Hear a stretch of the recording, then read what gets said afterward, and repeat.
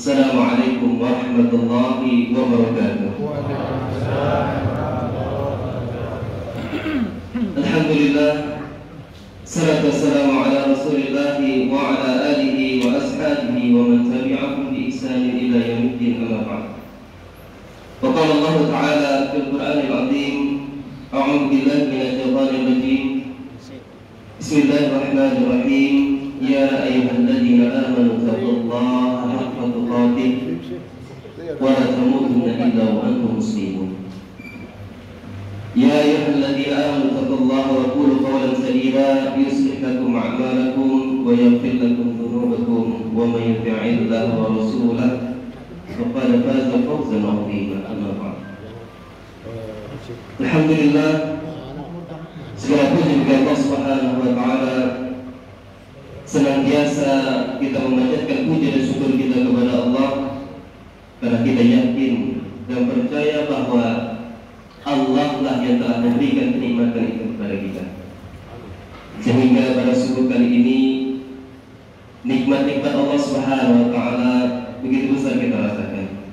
Salah satunya adalah nikmat sempat sehingga kita bisa hadir di masjid ini dalam rangka untuk menjaga ketaatan kita kepada Allah Subhanahu wa taala dengan melaksanakan salat subuh secara berjamaah. Jamaah salat fajar yang dirahmati oleh Allah Subhanahu wa taala. Kemudian salam kita haturkan juga kepada Nabi kita Nabi Muhammad sallallahu alaihi wasallam. Semoga senantiasa kita diberikan keistiqomahan oleh Allah untuk mampu mengamalkan segala perintah Allah yang sesuai dengan perintahnya Rasulullah sallallahu alaihi wasallam. Alhamdulillah, pada subuh kali ini kita kedatangan dengan orang-orang yang hebat. Subuhnya agak sedikit berbeda dari biasanya. Semoga Allah Subhanahu wa taala dan kegiatan ini senantiasa memberikan kepada kita keberkahan. Kemudian memudahkan segala urusan kita.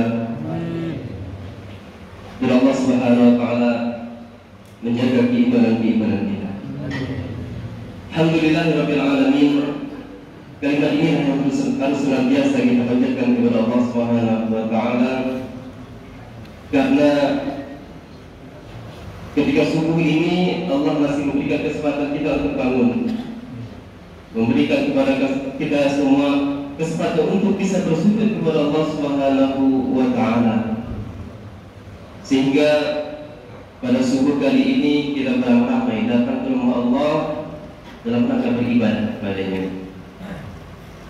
Jemaah kaum muslimin rahimakumullah, pada kesempatan kali ini kita akan sedikit membahas tentang hak Allah Subhanahu wa taala. Karena sesungguhnya ketika Allah Subhanahu wa taala menciptakan kita di atas muka bumi ini adalah dalam rangka untuk menunaikan hak tersebut. Dari Mu'adz bin Jabal radhiyallahu anhu, ia pernah berkata, suatu ketika dia pernah dibonceng oleh Nabi sallallahu alaihi wasallam. Kemudian Nabi berkata kepadanya, "Ya Mu'adz, wahai Mu'adz, atadri ma haqqullahi 'alal 'ibad?" Tahukah engkau apa haknya Allah kepada setiap hamba-Nya? Wa ma haqqul 'ibadi 'ala Allah, dan apa hak hamba kepada Allah Subhanahu wa taala?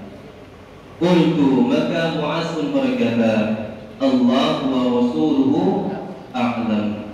Qala, maka Nabi sallallahu alaihi wasallam bersabda, Haqqullahi 'alal 'ibadi ay ya'buduhu wa la yusyriku bihi syai'a. Bahwasanya hak Allah terhadap hambanya adalah hambanya wajib hanya menyembah kepada Allah Subhanahu wa taala, wa la yusyriku bihi syai'a, dan tidak boleh bagi hambanya untuk syirik kepada Allah, mempersekutukannya. Kemudian Nabi sallallahu alaihi wasallam melanjutkan, wa haqqul 'ibadi 'ala Allah, dan hak hamba yang pasti pasti akan dipenuhi oleh Allah Subhanahu wa taala, alla yu'adziba man la yusyriku bihi syai'a, bahwa pasti Allah tidak akan mengadab orang-orang yang tidak melakukan kesyirikan kepadanya. Qultu ya Rasulullah, afala ubashirun nas, wahai Rasulullah, bolehkah sekiranya aku memberitahukan kabar gembira ini kepada manusia? Maka qala, kata Nabi, la tubashirhum fayattakiru, maka jangan kabarkan kepada mereka, dikhawatirkan mereka akan menyandarkan diri kepada kaum muslimin rahimakumullah. Maka dari hadis ini dapat kita pahami bahwa suatu ketika Mu'adz pernah dibonceng oleh Nabi Sallallahu Alaihi Wasallam di atas keledai. Maka ini menunjukkan sikap tawaduknya Nabi Sallallahu Alaihi Wasallam. Beliau seorang pemimpin pada masanya, seorang presiden di masanya, tetapi beliau tidak merasa malu harus menggonceng sahabatnya yang pada saat itu Mu'adz masih dalam keadaan seorang anak-anak, dan beliau menunggangi keledai. Yang kita tahu pada masanya banyak tunggangan-tunggangan lain yang masih lebih bagus daripada keledai. Ada onta, ada kuda, tetapi Rasulullah kadang-kadang menggunakan keledai. Ini menunjukkan tentang ketawaduan Nabi Sallallahu Alaihi Wasallam. Kemudian Rasulullah mulai dengan, ya Mu'adz, wahai Mu'adz, atadri ma haqqullah 'alal 'ibad.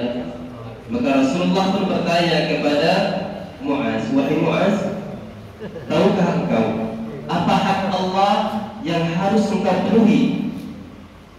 Apa hak kita sebagai hamba Allah Subhanahu wa taala yang harus kita penuhi kepada Allah?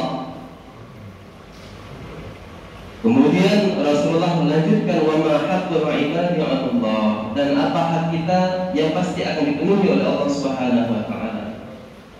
Tentunya Rasulullah Shallallahu Alaihi Wasallam bertanya kepada Mu'adz. Ini salah satu pengajaran yang terbaik, salah satu tanya jawab. Kita bertanya kepada murid-murid kita, kemudian kita juga memberikan jawaban kepadanya.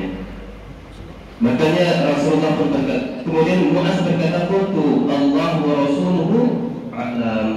Ketika Nabi Sallallahu Alaihi Wasallam bertanya kepada Mu'adz dan Mu'adz tahu jawabannya, maka dia mengatakan Allah wa rasuluhu a'lam, bahwa Allah dan Rasulnya yang lebih mengetahui. Maka ini adabnya kita sebagai seorang ustaz atau guru misalkan, ketika kita ditanya tentang suatu hukum dan kita tidak bisa menjawabnya, katakan tidak tahu. Jangan sampai ketika kita ditanya tentang suatu hukum dan kita tidak tahu, kemudian kita berusaha untuk menjawabnya, maka ini merupakan kecelakaan bagi kita. Maka Mu'adz ketika ditanya, apakah engkau tahu apa hak Allah dan apa hak hambanya? Maka Mu'adz pun mengatakan, Allah wa rasuluhu a'lam, bahwasanya Allah dan Rasulnya lebih mengetahui.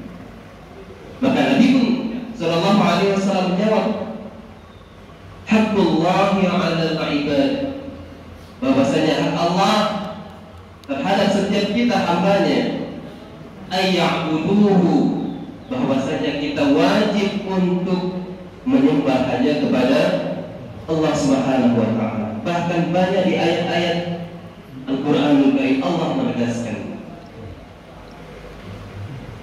Sebagaimana Allah Subhanahu wa taala firmankan, "A'udzu billahi minasyaitonir rajim, wa ma umiru illa liya'budullaha mukhlishina lahu-d-din." Maka tidaklah aku perintahkan kepada kalian kecuali hanya menyembah kepada Allah dengan keadaan ikhlas kepada Allah Subhanahu wa taala. Dan tentunya kita sebagai manusia diperintahkan beribadah kepada Allah. Wa ma khalaqul jinna wal insa illa liya'budun. Dan tidaklah aku menciptakan jin dan manusia kecuali hanya menyembah kepada Allah Subhanahu wa taala. Kemudian Rasulullah menyebutkan, ayya'buduhu wa la yusyriku bihi syai'a, dan engkau hanya menyembah kepada Allah dan engkau tidak berbuat syirik sedikit pun. Maka ini kaidahnya, kita beribadah hanya kepada Allah. Ketika kita beribadah kepada Allah, tidak boleh kita melakukan kesyirikan. Jangan sampai kita menyembah kepada Allah tetapi masih juga melakukan melakukan kesyirikan. Karena dosa yang paling besar di sisi Allah Subhanahu wa taala adalah perbuatan syirik di antara perbuatan dosa-dosa yang lainnya. Bahkan di hadis yang lain, Nabi sallallahu alaihi wasallam merasa khawatir terhadap perbuatan syirik ini kepada para sahabatnya dan umatnya. Yang Rasulullah takutkan adalah perbuatan syirik, yaitu riya. Riya termasuk daripada perbuatan syirik. Dia beribadah kepada Allah tetapi mengharapkan pujian daripada manusia. Ini termasuk daripada bagian syirik. Kaum muslimin rahimakumullah. Kemudian Rasulullah sallallahu alaihi wasallam melanjutkan, wa haqqul ibadi 'ala Allah. Ketika kita sudah menunaikan kewajiban kita kepada Allah, yaitu pertama kita hanya beribadah kepada Allah, kemudian kita tidak syirik. Maka kata Rasulullah, wa haqqul ibadi 'ala Allah, dan hak kita sebagai hamba Allah yang pasti akan dipenuhi oleh Allah Subhanahu wa taala, alla yu'adziba, bahwasanya Allah tidak akan pernah menyiksa, alla yu'adziba man la yusyriku bihi syai'a, bahwa Allah tidak akan mengazab, menyiksa orang-orang yang tidak melakukan kesyirikan kepadanya. Rasulullah menekankan bahwa perbuatan syirik ini adalah perbuatan yang kezaliman yang paling besar, sehingga Rasulullah mewanti-wanti bahwa kita tidak boleh syirik kepada Allah Subhanahu wa taala.